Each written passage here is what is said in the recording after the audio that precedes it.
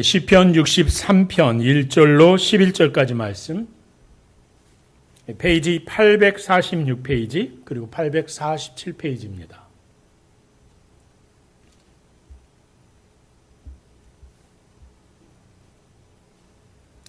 찾으셨으면 우리 다 같이 한 절씩 교독하겠습니다. 제가 먼저 1절 읽습니다. 하나님이여 주는 나의 하나님이시라. 내가 간절히 주를 찾되 물이 없어 마르고 황폐한 땅에서 내 영혼이 주를 갈망하며 내 육체가 주를 앙무하나이다. 주의 권능과 영광을 보기 위하여 이와 같이 성소에서 주를 바라보았나이다. 주의 인자하심이 생명보다 나음으로 내 입술이 주를 찬양할 것이라. 이러므로 나의 평생에 주를 송축하며 주의 이름으로 말미암아 나의 손을 들리이다. 골수와 기름진 것을 먹음과 같이 나의 영혼이 만족할 것이라. 나의 입이 기쁜 입술로 주를 찬송하되 내가 나의 침상에서 주를 기억하며 새벽에 주의 말씀을 작은 소리로 읊조릴 때에 하오리니 주는 나의 도움이 되셨음이라. 내가 주의 날개 그늘에서 즐겁게 부르리이다. 나의 영혼이 주를 가까이 따르리니 주의 오른손이 나를 붙드시거니와 나의 영혼을 찾아 멸하려 하는 그들은 땅 깊은 곳에 들어가며 칼의 세력에 넘겨져 승냥이의 먹이가 되리이다. 함께 읽습니다. 왕은 하나님을 즐거워하리니 주께 맹세한 자마다 자랑할 것이나 거짓말하는 자의 입은 막히리로다. 아멘.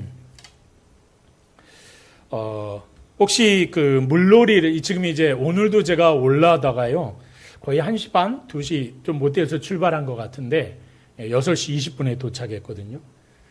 고속도로가 꽉꽉 막혀서 이게 뭐지 하고 이제 뭐 사고가 났나 했더니 사고가 아니에요. 끝까지 사고가 난 흔적이 없어요. 또 이제 오늘 그 직전에 올라오기 전에 우리 이제 같은 우리 노예 목사님하고 통화를 했는데 그것도 몰랐어. 그래서 뭘 그랬더니 오늘 휴가잖아. 연휴 기간이라고 다들 놀러 갑니다. 그래서 아마 바다로 다들 물론 산으로 들러도 가겠지만 물이 있는 곳으로 가지 않았겠나. 그만큼 덥잖아요. 근데 이맘때쯤 되면 이제 제 마음에 한 추억이 있어요. 제가 이제 88년도 8월 달에 군에 입대했거든요. 학교를 졸업하자마자 군에 입대를 했는데 8월이니까 얼마나 덥습니까? 더운데 이제 뭐 군사훈련도 하고 수영훈련도 하고 막 이제 여러 가지 많이 훈련을 하는데 여러분 이제 물에 이렇게 들어갔다가 요즘 아이들은 그 잠수 놀이도 하고 그러잖아요. 내가 얼마나 물속에 오래 참나 하는 거 코 막고 입 막고 이렇게 들어가는데 한번 끝까지 버티려고 했던 경험들은 다 있으시잖아요. 한 번쯤. 우리 권사님도 어렸을 때 뭐 시내가에서 물장구 치시면서 그런 경험도 한 번 있었을 것 같고 그런 경험을 하다가 내가 참다 못 참았는데 이제 이렇게 올라오는 거죠. 아 이게 내 한계구나 생각하고 딱 올라오는데 옆에 있던 내 친구나 동네 형이 장난인 줄 알고 내 머리를 잡고 짓누르는 거예요. 한번 상상해 보세요. 나는 숨이 다 이제 차서 올라가야 되는데 위에서는 장난을 하면서 내리누르고 올라가겠다고 발버둥 치는 게 너무 재밌어서 무악 누르고 있다고 생각해 보세요. 제가 그런 경험이 좀 있었는데 특별히 이제 이렇게 하다가 내가 죽겠구나 하는 것을 경험했던 때가 이제 군에서 스킨스쿠버 훈련할 때입니다. 그 이제 자명을 이렇게 하고 나서 물속에 이렇게 있는데 고참이 못 올라오게 하는 거예요. 이제 제 두 어깨를 발로 밟고 이렇게 누르고 있는데 어떻게 이제 숨은 다 막 이렇게 오는데 눈앞이 하얘지는 것 같고 막 그런 상황이 드는데도 그 무게감이 가벼워지지가 않아요. 그러니까 저를 풀어줄 생각이 없는 거예요. 이러다 가는구나 하고 생각하면서 제가 지혜롭게 뭔가를 하나 선택을 합니다. 물을 한번 먹습니다. 꿀꺽. 그러니까 눈곱만큼 참을 수 있는 여지가 생겨요. 또 한 번 먹습니다. 그러니까 조금 더 생겨요. 한 서너 번 먹고 이제 고참이 풀어줘서 이렇게 올라올 때가 있었어요. 근데 그게 이제 제가 여기서 웃으면서 하는 얘기지 하얗게 변한 거예요. 나 죽겠다라는 생각을 하면서 그게 우리 부대에서는 장난이었어요. 그런 장난을 계속 많이 이제 여러 번 경험을 하기도 했었는데 그 순간을 돌이켜 보면 그런 거죠. 심장은 이제 막 거의 소리가 들릴 정도로 쿵쾅거리고 막 오만 가지 생각이 다 들면서 이제 근데 머릿속에 분명한 건 이 선배가 내 어깨를 풀어주지 않으면 나는 간다. 나는 간다. 이런 거죠. 예. 그런 상황에 있을 때 여러분이 만약에 그런 상황이라면 무슨 생각이 들까요? 아우, 배고파. 이따가 점심 때 뭐 먹을까? 그런 생각 들까요? 아, 오늘 통장에 얼마 하나 있었지? 이런 생각 들까요? 예, 끝나고 누구 만나야 되는데 이런 생각 들지 않지 않겠습니까? 하나도 안 나죠. 단언컨대 그 어떤 생각도 나지 않고 거의 하얗게 되면서 죽는구나. 이런 생각이 들겠지요. 그러다가 또 간절한 갈망이 솟구칩니다. 살고 싶다. 예, 살고 싶다. 그런 생각이 막 솟구치는 거죠. 그래서 누가 나를 밟고 있는지 모르겠지만, 예, 나 올라가면, 예, 근데 뭐 어떻게 할 수 있는 사람이 아니니까, 그런 원망함이 이제 우리 안에 아주 깊이 생기는 거죠. 저 같은 경우는 한 번만 좀 숨을 좀 쉬어보고 싶다. 그게 너무나 간절했던 것 같아요. 그래서 이렇게 물 밖으로 탁 올라오는 순간요, 하고 이 공기를 딱 들이마시는데 제 평생에 그렇게 달고 시원한 공기는 처음, 아직도 한 번도 그런 공기를 마셔본 적이 없는 것 같아요. 살았다는 안도감과 이 공기가 주는 이 어떤 생명의 절대적인 어떤 조건, 그것을 느끼게 되는 귀한 시간이죠. 여러분, 오늘 우리가 묵상한 시편 63편이요. 상황은 다른데 사실은 그 인생이 겪고 있는 상황에서의 어떤 그 정도를 따진다면 바로 이런 상황이 아니겠는가. 그런 걸 우리가 볼 수 있는 그런 본문이 바로 시편 63편의 말씀입니다. 저자는 다윗이죠. 이 다윗의 이 시편 63편을 통해서 우리에게 주어지는 하나님께서 또 다윗의 영혼을 통해서 우리에게 깨닫게 하시는 건 뭘까요? 우리 영혼의 목마름. 우리의 영혼이 목마르면 어떤 일이 벌어지고 어떻게 해소해야 할 것인가에 대한 이야기를 우리에게 하고 있는 거죠. 여러분, 본문은 그렇게 말합니다. 가장 처절한 광야의 한복판에서 갈 바를 알지 못하면서 딱 하나, 오직 하나님만을 알고 있는 이 시편 기자가 그 하나님 앞에 자신의 속에 있는 것들을 막 쏟아내는 거예요. 그런 장면이거든요, 이 시는.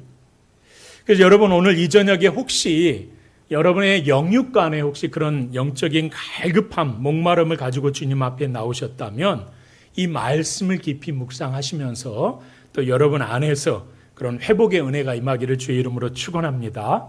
자, 본문의 배경의 지역은 유대 광야입니다. 뭐 제가 화면을 지금 못 띄워드리겠지만 유대 광야는요 대부분 풀 한 폭이 없어요. 그냥 나무 풀 한 폭이 없는 그냥 이제 그 돌과 산과 이 흙으로만 쫙 이제 있는 그런 곳입니다. 학자들은요, 이 지금 시편 63편에 기록하게 된 시기가 어느 때인가라는 걸 따져보니까 아들 압살롬이 반역을 일으켜서 예루살렘에서 쫓겨나서 광야를 거니고 있는 다윗의 모습이라고 그때 지어진 시다라고 말하고 있습니다. 그러니까 왕으로서의 지위를 잃어버린 거죠. 궁중에서 누려야 될 모든 것들을 다 잃어버린 때입니다. 그가 평생에 거쳐서 다져왔던 삶의 터전을 완전히 상실해버린 때입니다.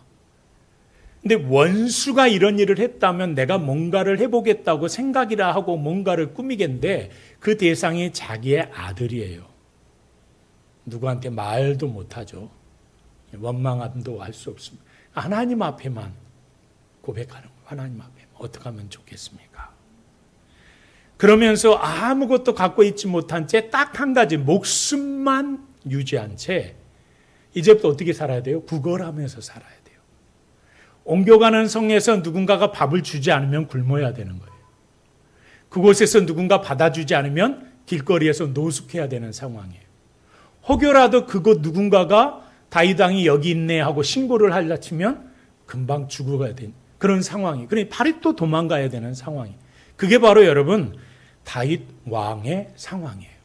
여러분 본문 1절을 한번 보세요. 1절에서 다윗이 그때의 상황을 이렇게 고백합니다. 하나님이여 주는 나의 하나님이시라. 내가 간절히 주를 찾되 물이 없어 마르고 황폐한 땅에서 내 영혼이 주를 갈망하며 내 육체가 주를 앙무하나이다.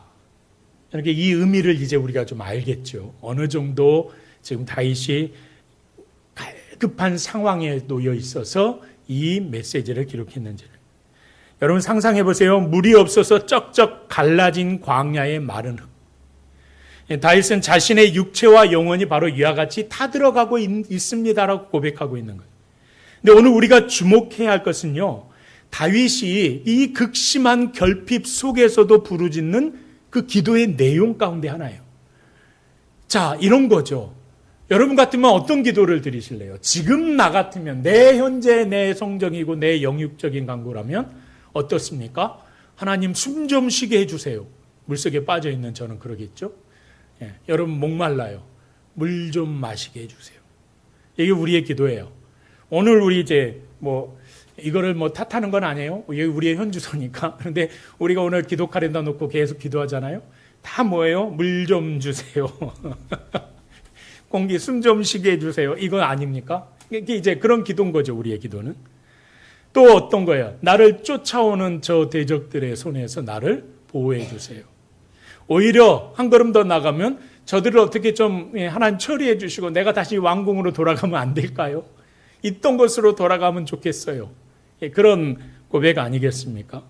근데요, 오늘 본문의 말씀에 보면 그는 그런 육신의 목마름이나 그의 삶의 어떤 환경 조건을 변화시켜달라는 기도를 하지 않아요. 오히려 그의 기도는 이런 거죠. 내 영혼이 주를 갈망합니다. 내 육체가 주를 앙망하이다. 이게 지금 무슨 말일까요? 고통과 결핍의 현장에서 그 근원을 하나님 나한테 좀 해결해 주세요. 이거 좀 해결해 주셔야 되지 않겠어요? 라고 기도하는 게 아니라 그 고난과 고통의 자리에서 누구를 찾아요? 하나님을 찾아요. 내가 주님을 더 바라보길 원합니다. 주님께서 지금 나와 함께 하시기를 소망합니다. 그러니 내가 주님을 찾고 내 영혼이 주를 갈망합니다. 나의 육체까지 주를 앙모합니다. 이 삼중적인 고백을 하고 있는 거죠. 누구에게 목말라고 있어요? 물이 목마른 게 아니에요. 경제적인 군사적인 자기의 능력이 목마른 게 아니라 하나님을 목마르고 있어요. 하나님이 자기와 함께 하심을 간절히 소망하고 있는 거예요. 여러분, 그러니까 오늘 이 간절한 고통의 시기에 우리가 하나님 앞에 구할 때는 바로 그 우리의 구석 안에 있는 그 내가 원하는 그걸 해결해 달라고 기도하지 않고 다윗은 뭘요? 하나님을 간절히 바라고 있어요. 하나님 나와 함께 해주세요. 하나님 지금 나와 함께 해주세요. 내가 주님을 바라봅니다. 내가 주님을 간절히 소망합니다. 우리 집에 하나님 임재하여 주세요.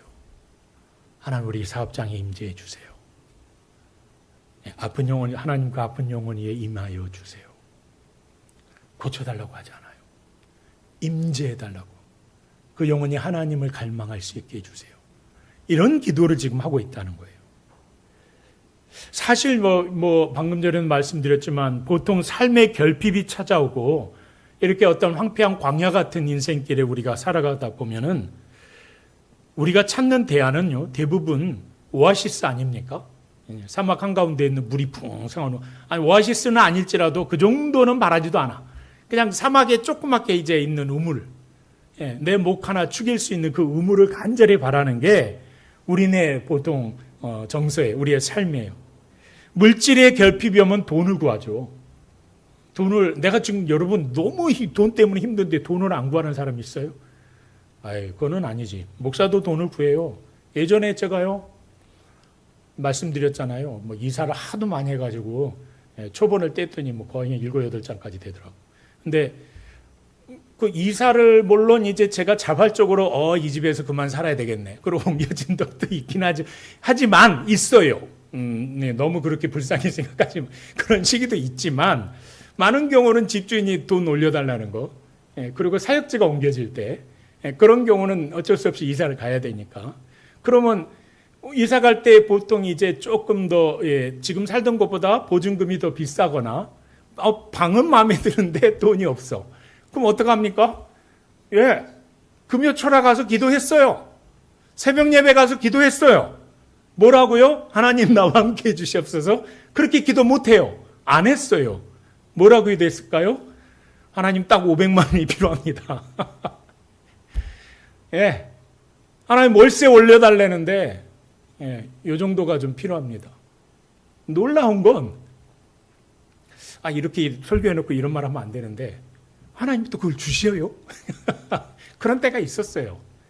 물론 이제, 근데 지금 돌아보면, 저희 믿음의 연약함 하나님이 아시고 헤아려 주신 거죠.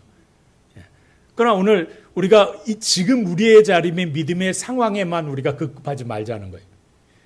최소한 다윗의 믿음은 어느 정도였냐면, 물을 달라고 기도하지 않아요. 환경의 변화를 놓고 기도하지 않아요. 뭘 놓고 기도해요? 하나님 나와 함께 해주세요. 하나님 지금 이곳에 하나님 나와 함께 해주세요. 여러분, 물질이 필요한 사람은 돈으로, 외로운 사람은 사람을 붙여달라고 기도합니다. 불안한 사람은 사회 보장으로 나를 어떻게 좀 해결해 주세요라고 기도하는 게 인지상정입니다. 여러분, 그런데요, 성경은 우리에게 주시는 교훈은 그거예요. 세상이 주는 목마름의 해결책은 마시면 그 순간은 시원하겠지만 그 뒤엔 또 다른 목마름의 문제가 우리를 찾아온다는. 여러분, 그렇죠. 살다 보니까 여러분, 돈이 한번 우리에게 채워지면 그게 여러분 한 몇십 년 갑니까? 그 채워짐이 그 순간뿐이에요. 그 순간 딱 해결되고 뒤돌아서면 또 돈이 없네? 이것 때문에 우리 얼마나 힘들어합니까? 아마 인생의 모든 삶이 지금 계속 이번 한 달여 지금 돈 얘기를 하고 있는데, 설교 내내 어쩔 수 없어요. 이거는 뭐 제가 하고 싶어서 하는 게 아니라 성경이 그렇게 우리를 이끌어가고 있으니까. 그러니까 우리 중에 그것 때문에 지금 굉장히 고민하는 분이 있을 수 있다는 얘기입니다. 하나님이 그래서 그분에게 하시는 말씀으로 받으세요. 근데 넌 놀라운 사실을 경험하는 거죠. 다윗이 왜 이 순간에 하나님을 갈망했을까? 그렇죠? 목마름을 갈망하지 않고 해결해 달라고? 형편과 상황을 바꿔달라고 하면, 여러분, 기도했는데 바로 눈앞에 그냥 우물이 쫙, 오아시스가 쫙 했더니 그냥 하나님이 바람을 불러서 대적들을 다 쓸어버려. 그런 적 있어요, 성경에. 싹 쓸어버려서 다시 예루살렘으로 복귀. 이러면은 너무 감동할 것 같잖아요. 그런데 그렇게 기도하지 않아요. 이게 놀라운 거예요. 왜 다윗은 이렇게 기도했을까? 여기에 신앙의 위대한 인물들의 그 위대함의 비결이 숨겨 있는 거예요. 우리와는 너무나 격차가 컸던, 그게 하나가 비밀이 뭐냐면, 내 인생 가운데 가장 절망적인 순간에 하나님을 만날 수 있는 최고의 적기라는 거예요. 그때가.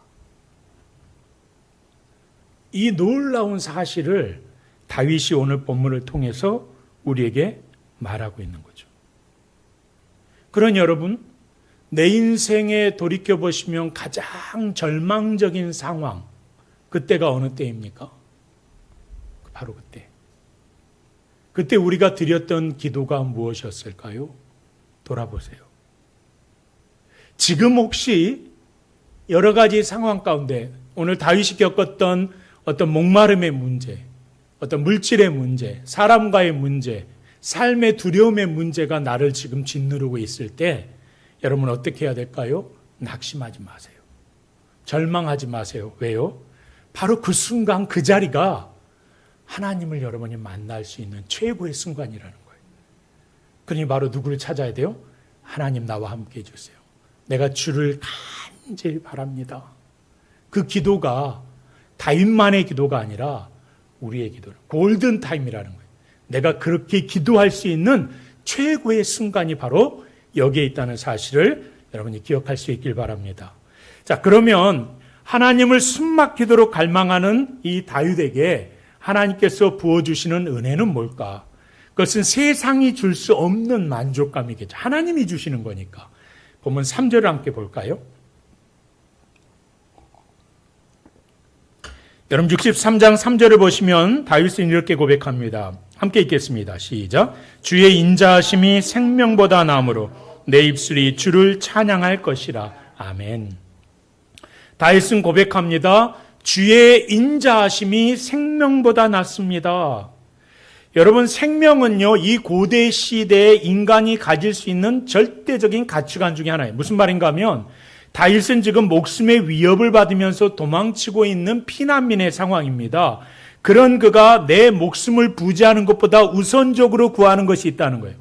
그러니까 자신의 생명이 연장되는 것보다도 하나님의 신실하신 사랑, 이게 우리 교회의 헤세드이잖아요. 그 헤세드, 그 사랑이에요.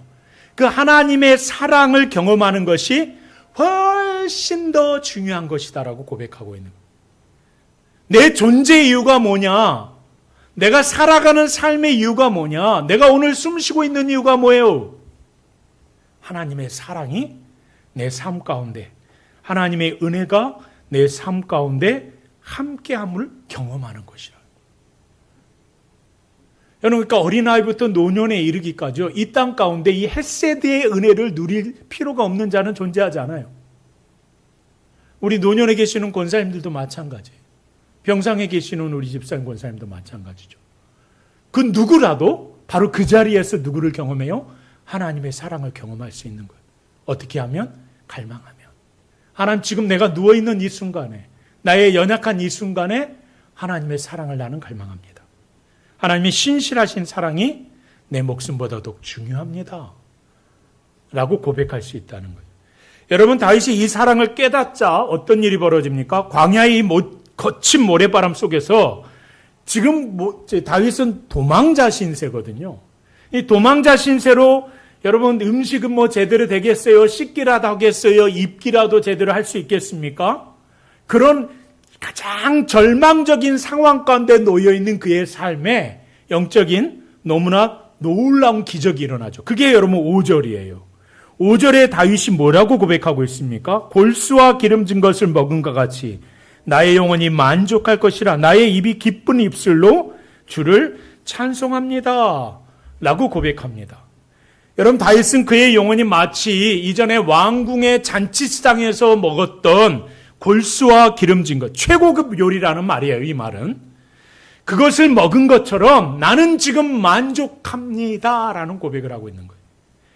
여러분, 그런데 만족한다고 고백했는데 눈 떠보니 여러분 상황이 바뀌어 있어요? 아니요.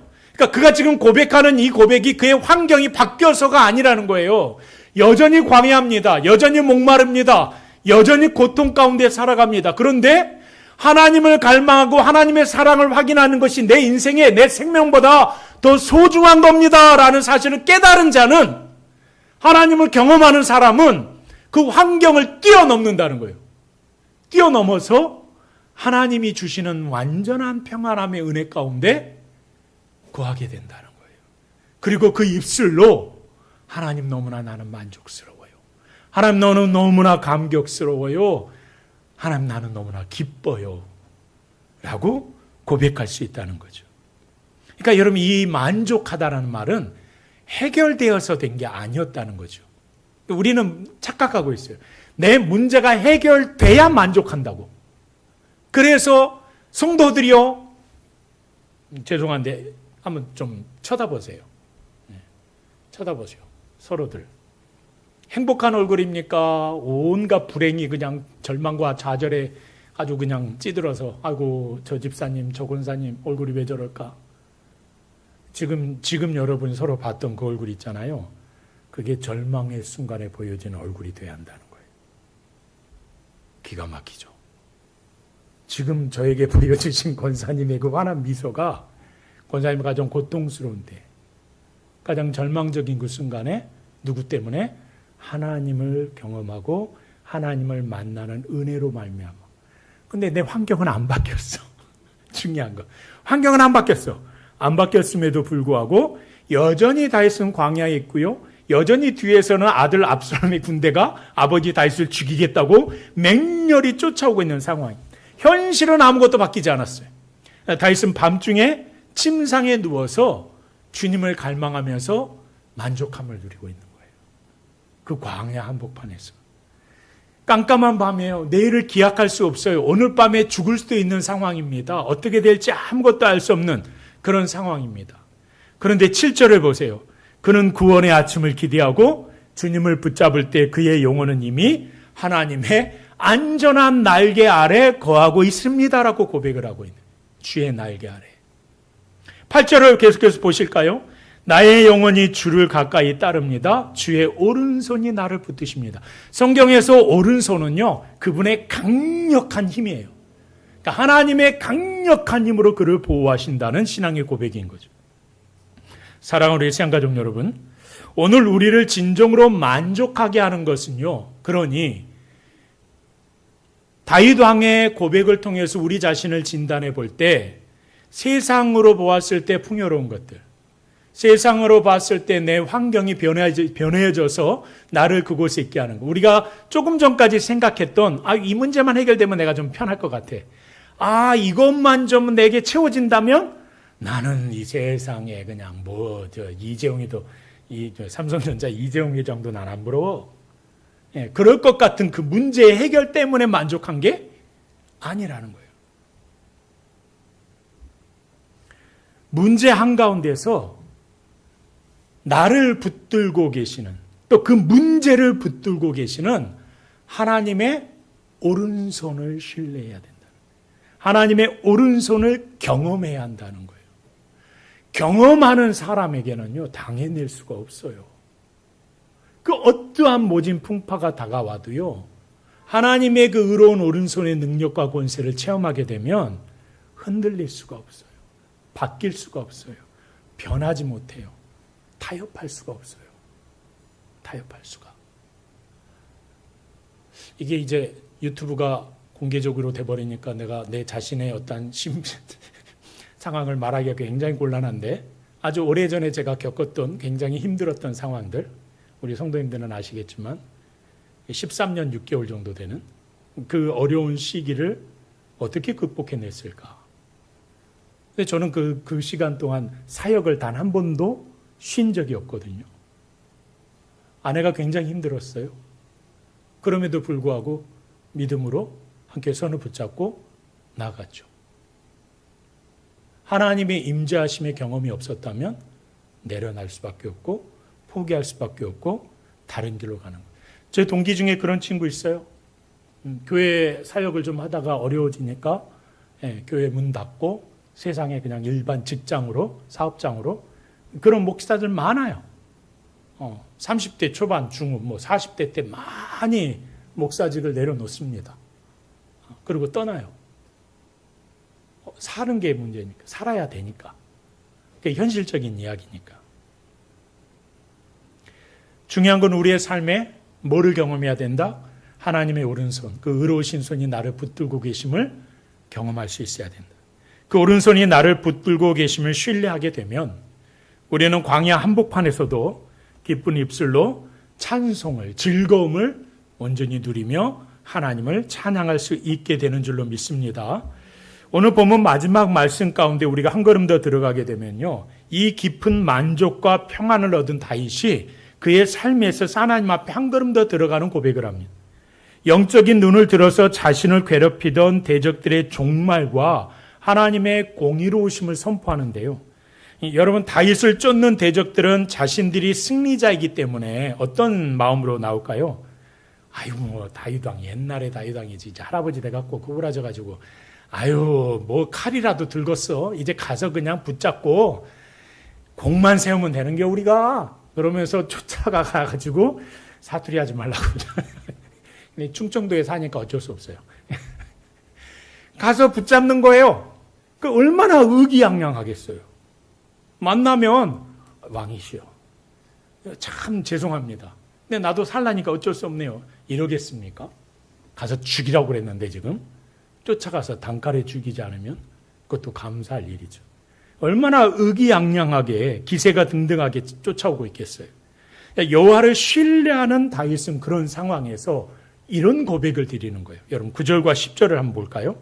9절 제가 읽습니다. 나의 영혼을 찾아 멸하려 하는 그들은 땅 깊은 곳에 들어가며 10절 시작. 칼의 세력에 넘겨져 승냥이의 먹이가 되리이다. 아멘. 그들은 다윗의 생명을 빼앗으려고 했는데 도리어 자신들의 생명을 잃고 수월, 음부로 내려갈 것이라고 고백하고 있는 거예요. 여러분, 전쟁터에서 비참한 최후를 맞이하게 될 것이고 시체조차 제대로 묻히지 못해서 들짐승인 승냥이의 먹이가 될 것입니다. 이것도 좀 보면요, 현실감이 없는 참 환상 가운데 사로잡힌 다윗의 모습이다. 옆에 누군가가 이제 신하가 들었으면 군대가 있기를 합니까? 무기가 변변합니까? 아무것도 없이 그냥 지금 나이든 신하들만 지금 같이 움직이면서 같이 죽을까봐 열심히 도망가고 있는 상황인데 저 시퍼런 칼날을 휩쓸고 흔들면서 다가오는 그들을 어떻게 물리치냔 말입니다. 내가 할 수 없는 걸 알죠. 그러니까 하나님의 은혜에 경험하게 되면 뭘 고백할 수 있다? 하나님이 어떻게 하실지를 고백할 수 있게 되어진다는 거예요. 여러분 11절을 보세요. 비로소 다윗은 자신이 숨겨두었던 내가 누구인가에 대한 정체성을 이렇게 밝힙니다. 지금은 비록 쫓기는 처지이지만 나는 여전히 누구다? 왕이다. 여러분 이스라엘에 있어서 왕은 단순히 세상 사람들이 말하는 아이고 지가 옛날에 왕이지 지금도 왕인 줄 아나 봐. 이 왕이 아니에요. 그 개념이. 이스라엘에게 있어서 왕은 내가 왕이다 하는 말은 내가 하나님의 기름 부으심을 받은 하나님께로부터 인정받은 왕이다라는 고백이에요. 오늘 하나님 안에서 자신의 위치를 분명하게 깨닫고 더 이상 나는 도망자가 아니다. 나는 더 이상 실패자가 아니다라는 회복의 고백을 오늘 다윗이 선포하고 있는 거죠.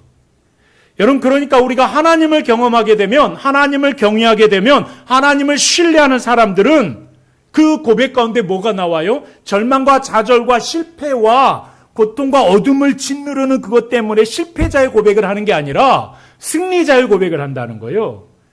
자랑한다는 거예요. 오히려 거짓으로 선동하고 모함하던 대적들의 입은 저 가짜들의 입은 하나님이 맡기게 할 것이고 나는 비록 그들의 모함 때문에 이 위치에 있지만 하나님이 나를 변화시켜 주실 것이다. 나는 하나님 앞에 하나님의 은혜 안에 붙들림 바 되었으니 이제 주께서 행하실 것입니다. 나를 높여주실 것이고 나를 승리자의 위치에 서게 하실 것이고 하나님은 반드시 그런 역사 가운데 나를 인도할 것입니다라는 고백을 하게 된다는 거예요. 오늘 이 저녁에 여러분의 고백이 그와 같기를 소망합니다. 더 이상 절망을 고백하지 마십시오. 더 이상 환경 때문에 힘들어하지 마십시오. 하나님의 은혜를 하나님의 임재하심을 하나님의 그 얼굴을 간절히 갈망하시면서 확신 안에 내 안에 확신 가운데 들게 되면 이제는 우리는 선포해야 돼요. 그 문제가 더 이상 나의 문제가 아닌 것을 그 문제가 다 해결되었음을 그 문제가 어떻게 변하게 될 것임을 그 문제를 하나님께서 어떻게 처리하실 것임을 선언하시는 거예요. 고백하시는 거예요. 바로 그럴 때 하나님께서 우리 안에 놀라우신 은혜로 함께하여 주실 줄로 믿습니다. 여러분 오늘 시편 63편이 보여주는 것은요. 하나님이 보호하시는 사람은 어떤 사람인가예요. 세상의 모든 것이 메마른 광야에서도 오직 하나님만을 숨막히도록 갈급하는 사람이 하나님 안에서 하나님이 보호하시는 사람이라는 거예요. 눈앞의 상황이 해결되지 않았음에도 불구하고 주님의 인자하심만으로 내가 이미 주님의 은총 안에서 골수와 기름진 것을 누리며 살아가고 있습니다. 만족하면서 찬송하는 사람이 하나님의 은혜를 경험하는 사람이라는 거예요. 그리고 마침내 그 공의 하나님의 행하신 승리하심을 확신하면서 선포하는 사람이 그 기도의 자리를 지키는 사람이 하나님의 은혜를 경험하는 사람이라는 거죠. 다윗은 왕이었지만 왕궁의 보화나 권력보다도 주님의 얼굴을 구하는 예배자가 되기를 소망했습니다. 그 갈망이 있었기 때문에 하나님 그 척박한 유다 광야에서 다윗을 끝까지 보호하시고 마침내 그의 삶을 다시금 회복시켜 주신 줄로 믿습니다. 오늘 이 저녁에 우리도 기도할 때 이런 다윗의 갈망이 우리 안에 뜨겁게 불타오기를 간절히 소망합니다. 우리 한번 오늘 기도할 때 세 가지 기도 제목인데요. 먼저 우리 하나씩